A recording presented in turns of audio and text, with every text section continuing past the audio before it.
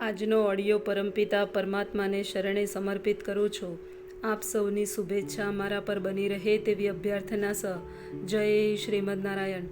શ્રીમદ ભગવદ્ ગીતા ભક્તિયોગ નામનો 12મો અધ્યાય, શ્લોક 8 અને 9. પૂર્ણ પુરુષોત્તમ પરમેશ્વર, એવા મારામાં તારા ચિત્તને સ્થિર કર અને મારામાં જ તારી સમગ્ર બુદ્ધિને પરોવી દે. એ રીતે તું સદા મારામાં નિવાસ કરીશ, એમાં જ સંદેહ નથી.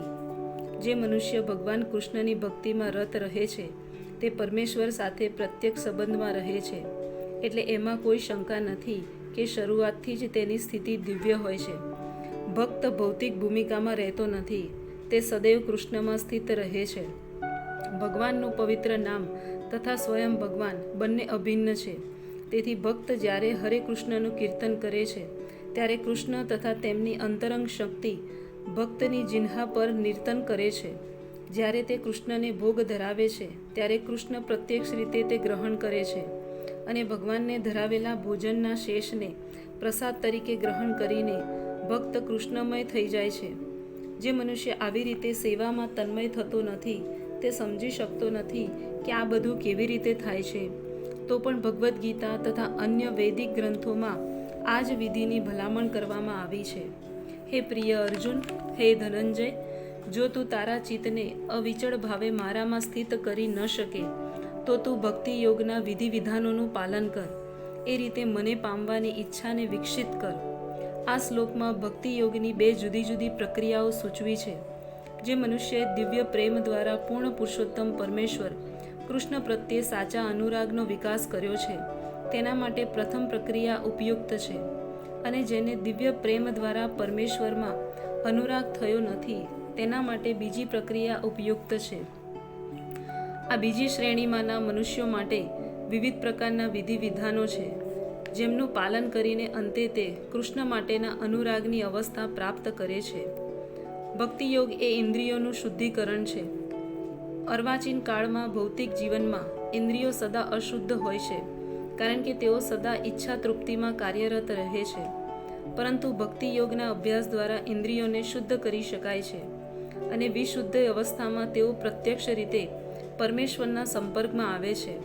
આ ભૌતિક જીવનમાં હું કોઈ અન્ય માલિકની કોઈ સેવામાં હોઈ શકું, પરંતુ હું ખરેખરા પ્રેમ ભાવે તે માલિકની સેવા કરતો નથી.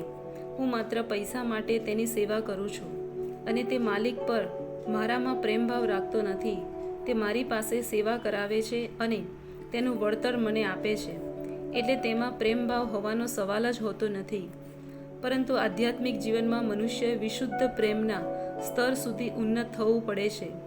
એ પ્રેમભાવની કક્ષા વર્તમાન ઇન્દ્રિયો દ્વારા ભક્તિમય સેવાનું નિરંતર આચરણ કરવાથી પામી શકાય છે. આ ઈશ્વર માટેનો પ્રેમ દરેકના હૃદયમાં હમણાં સુષુપ્ત અવસ્થામાં રહેલો હોય છે અને ત્યાં ઈશ્વર પ્રેમ જુદી જુદી રીતે પ્રગટ થાય છે, પરંતુ તે ભૌતિક સંગ દ્વારા દૂષિત થયેલો હોય છે. હવે હૃદયને ભૌતિક સંગથી વિશુદ્ધ કરવાનું છે અને તે સુષુપ્ત કુદરતી કૃષ્ણ પ્રેમને પુનઃ જાગૃત કરવાનો છે. એ જ તો સંપૂર્ણ પ્રક્રિયા છે. ભક્તિ યોગના વિધિ વિધાનોનો અભ્યાસ કરવા માટે મનુષ્યએ નિષ્ણાત ગુરુના માર્ગદર્શન હેઠળ કેટલાક નિયમોનું પાલન કરવાનું હોય છે. જેમ કે સવારે વહેલા બાહ્ય મુહૂર્તમાં ઉઠી જવું, સ્નાન કરવું, મંદિરમાં જઈ પ્રાર્થના કરવી તથા હરે કૃષ્ણ મહામંત્રનો જપ કરવો.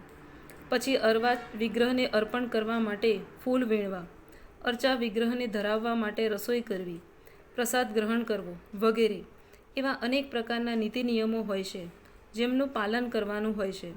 અને મનુષ્યએ શુદ્ધ ભક્ત પાસેથી હંમેશા ભગવદ્ ગીતા તથા શ્રીમદ ભાગવતમનું શ્રવણ કરવું જોઈએ.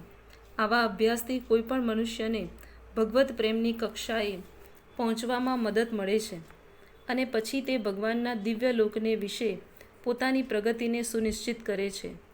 વિધિ વિધાનોનું પાલન કરીને પોતાના ગુરુના આદેશ અનુસાર ભક્તિયોગનું આ પ્રમાણે આચરણ કરવાથી મનુષ્ય ભગવત પ્રેમની અવસ્થાને નિશ્ચિતપણે સિદ્ધ કરી શકશે.